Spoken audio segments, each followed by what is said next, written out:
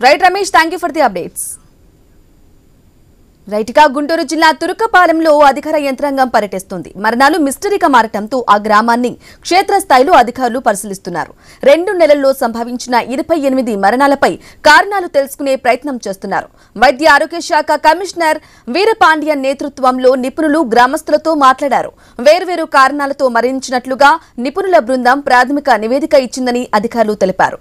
ఇక ప్రస్తుతం సమస్యలతో బాధపడుతున్న వారి రక్త మూలాలు నమూనాలు అలాగే యూరియన్ శాంపిల్స్ సేకరించి పరీక్షలు నిర్వహిస్తామని తెలిపారు.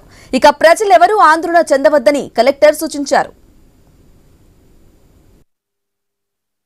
ఇక్కడ మనకి గత 2 నెలలుగా డెత్స్ బాగా ఎక్కువగా ఉంది. దానివల్ల ఊరు వాళ్ళంతా వాళ్ళంతా ఆందోళనకి గురయ్యారు. దీంట్లో ఫస్ట్ చూస్తే మనకి మొన్న ఆగస్ట్ ఎండింగ్కే ఇన్ఫర్మేషన్ రాగానే మనం ప్రభుత్వం నుంచి ఫస్ట్ మన మెడికల్ సిబ్బందిని ఇక్కడ పంపించి ముందు ఒక ర్యాపిడ్ రెస్పాన్స్ టీమ్ అనేది డిప్లాయ్ చేసి మనం ఊర్లో యాక్చువల్లీ ఎంతమంది చనిపోయారు, వాళ్ళు ఏ జబ్బుతో చనిపోయారు, తర్వాత వాళ్ళు ఏ హాస్పిటల్కి వెళ్ళారు, ఇట్లాంటి బేసిక్ ఇన్ఫర్మేషన్ అంతా కూడా తీసుకోవడం జరిగింది.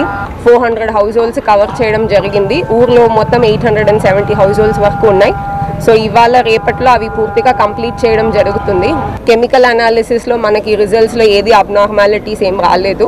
బట్ బ్యాక్టీరియాలజికల్ అనాలిసిస్ కోసం వెయిట్ చేస్తున్నాం. అది ఇవాళ మనకు వచ్చే అవకాశం ఉంది.